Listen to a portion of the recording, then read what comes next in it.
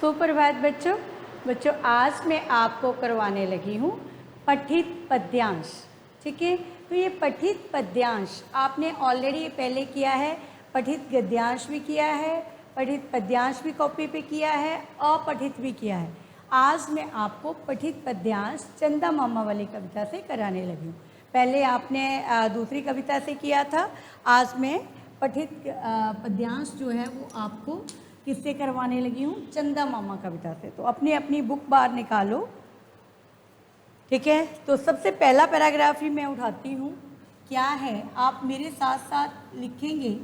आसमान में निकले तारे, आसमान में निकले तारे, मेरे साथ साथ आपने लिखना है ये। क्लियर, ताकि आपका राइटिंग भी बढ़ेगा, आपको लिखना भी आएगा और आपको पता भी चलेगा।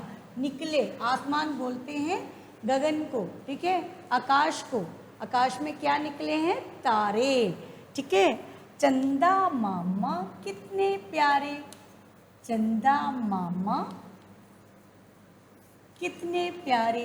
अब जब आसमान में तारे निकलते हैं तो ये रात को निकलते हैं, ठीक है, और उनके बीच, तारों के बीच चंदा मामा जो है वो बहुत ही प्यारा लगता है। क्लियर, तो क्या बोलते हैं? आसमान में निकले तारे, चंदा मामा कितने प्यारे। ठीक है बेटा, सबके मन को बहलाते हैं, सबके मन को बहलाते हैं। ठीक है, क्या करते हैं? बहलाते हैं, सबके मन को बहलाते हैं,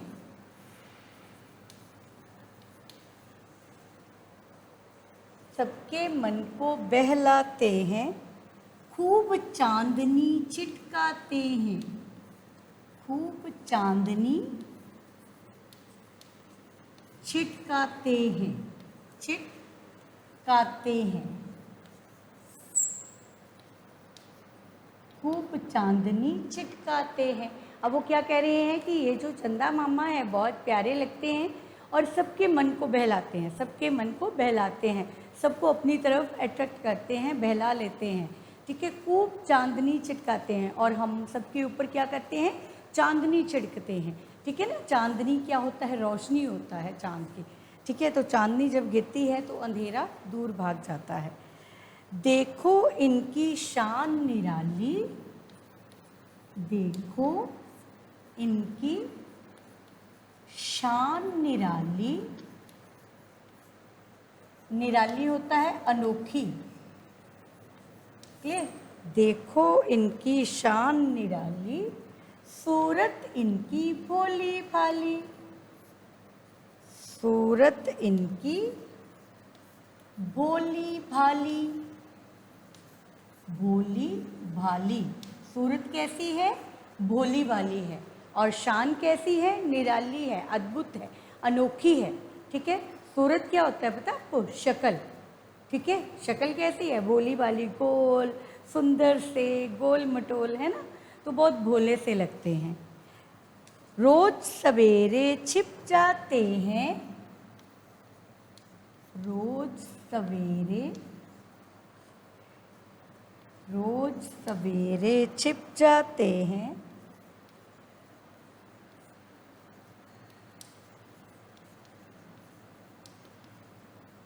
रोज सवेरे छिप जाते हैं, जैसे हमसे शर्माते हैं, जैसे हमसे शर्माते हैं।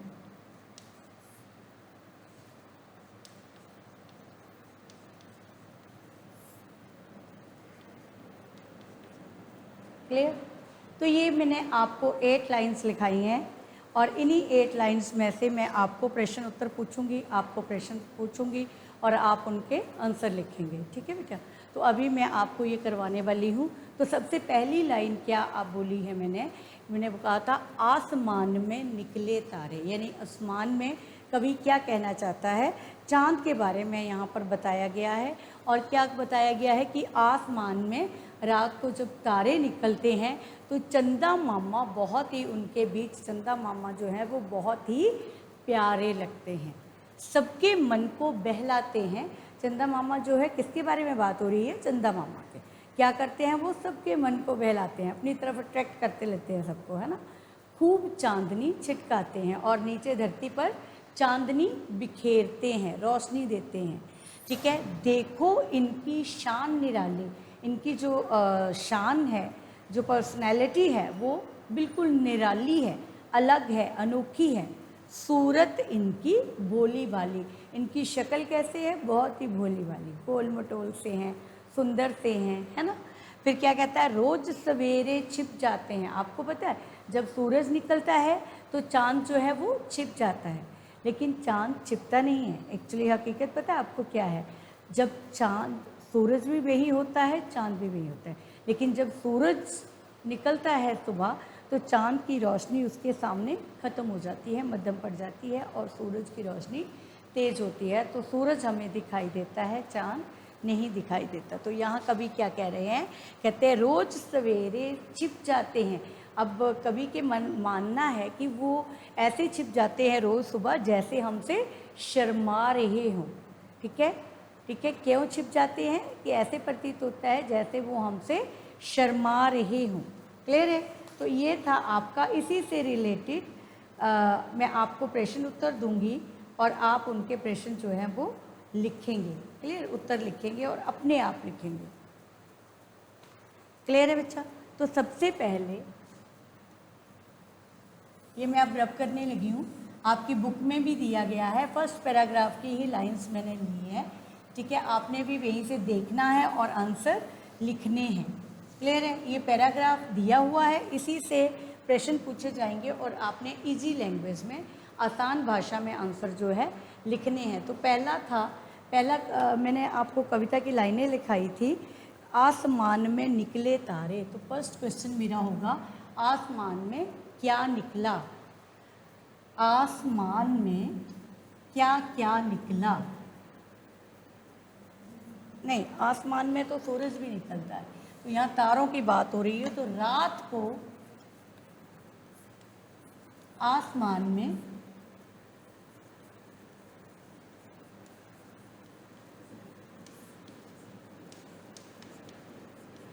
क्या क्या निकलता है? क्या क्या निकलता है? ठीक है, तो रात को आसमान में क्या क्या निकलता है? चांद निकलता है, सितारे निकलते हैं। ठीक है, आसमान में दिखाई देते हैं ना आपको। नेक्स्ट है,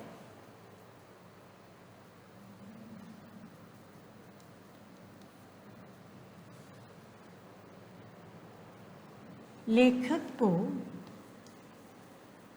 कौन प्यारा लगता है? कौन प्यारा लगता है?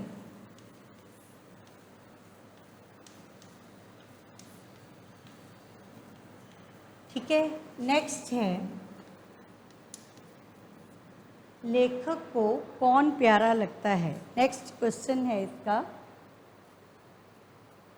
चांद की शान कैसी है? शान कैसी है? तो आपने पढ़ा है चांद की शान कैसी है?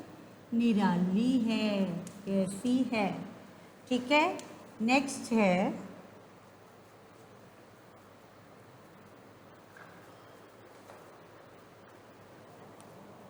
रोज चांद क्यों छुप जाता है? यहाँ है कवि के अनुसार। आपने लॉजिक देना है, कवि क्या कहता है इस कविता में। तो कवि के अनुसार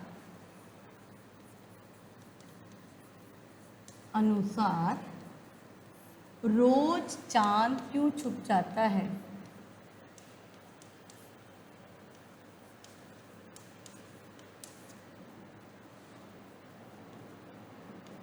छिप जाता है। रोज चांद क्यों छिप जाता है? ठीक है, फिर है फिफ्थ क्वेश्चन, प्रस्तुत पद्यांश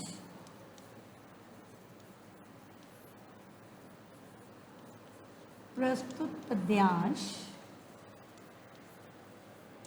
किस कविता से लिया गया है?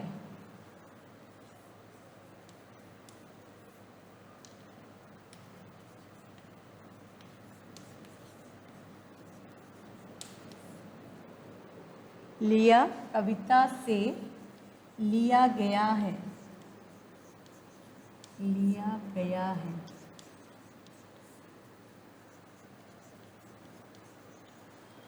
तो आपने ये क्वेश्चन ढंग से पढ़ने हैं और इनके आंसर लिखने हैं। पहला क्वेश्चन है, रात को आसमान में क्या क्या निकलता है? तो रात को आपने कविता पढ़ के आंसर देना है। तो कविता में बताया है रात को आसमान में चांद और सितारे निकलते हैं। ठीक है, तो तारे निकलते हैं, सितारे निकलते हैं, कुछ भी लिख सकते हो। नेक्स्ट है, लेखक को कौन प्यारा लगता है? तो लेखक को कौन प्यारा लगता है? लेखक को चंदा मामा प्यारे लगते हैं। ठीक है, फिर है, चांद की शान कैसी है? तो वो लेखक ने ऑलरेडी बताया है कि चांद की शान निराली है। ठीक है, अद्भुत है, अनोखी है। फिर है, कवि के अनुसार रोज चांद क्यों छिप जाता है? तो कवि के अकॉर्डिंग कवि को क्या लगता है चांद क्यों छिप जाता है? कवि को ऐसे प्रतीत होता है, कवि के अनुसार रोज चांद इसलिए छिप जाता है क्योंकि वह हमसे शर्माता है। ठीक है, कवि क्या कहते हैं? कवि कहते हैं चांद रोज छिप जाता है। क्यों छिप जाता है? क्योंकि वह हमसे शर्माता है। ठीक है, शर्म आती है उसे हमसे, इसलिए वे छिप जाता है। क्लियर है बेटा? नेक्स्ट है, प्रस्तुत पद्यांश किस कविता से लिया गया है? तो प्रस्तुत पद्यांश किस कविता से लिया गया है? प्रस्तुत पद्यांश जो है वो चंदा मामा कविता से लिया गया है। ठीक है, तो ये थे आपका पठित पद्यांश, जिसे आपने अच्छी तरह से समझना है। ठीक है, आपको ये आते हैं, आपको मीनिंग भी पूछा जा सकता है किसी शब्द का। जैसे यहाँ आसमान लिखा है, आसमान शब्द का अर्थ लिखो, तो आप लिख सकते हैं आसमान गगन होता है, आसमान होता है, अंबर होता है, कुछ भी लिख सकते हैं। ठीक है, फिर निराली, निराली क्या होता है? अनोखा। चांद की शान कैसी थी? निराली थी। तो निराली आपको पूछा जा सकता है, निराली शब्द का अर्थ लिखो, क्योंकि पद्यांश में आया हुआ है ये शब्द। निराली क्या होता है? अनोखा। ठीक है, अद्भुत, कुछ भी लिख सकते हो इसको। ठीक है, आगे है आपने बेटा कविता का नाम ढंग से लिखना है। कविता का नाम जब भी आपने लिखना है, आपने एक बात ध्यान में रखनी है, कविता का लिखते समय आपने इन्वर्टेड कॉमर्स का यूज़ करना है। कविता का नाम जैसे प्रस्तुत पद्यांश चंदा मामा, तो जब प्रस्तुत पद्यांश के बाद इन्वर्टेड कॉमर्स शुरू, फिर चंदा मामा इन्वर्टेड कॉमर्स क्लोज, चंदा मामा कविता से लिया गया है। अब ये मैं लिखवा नहीं रही हूँ, आपने खुद अपनी कॉपी पे लिखने हैं और चेक करने हैं अच्छी तरह से।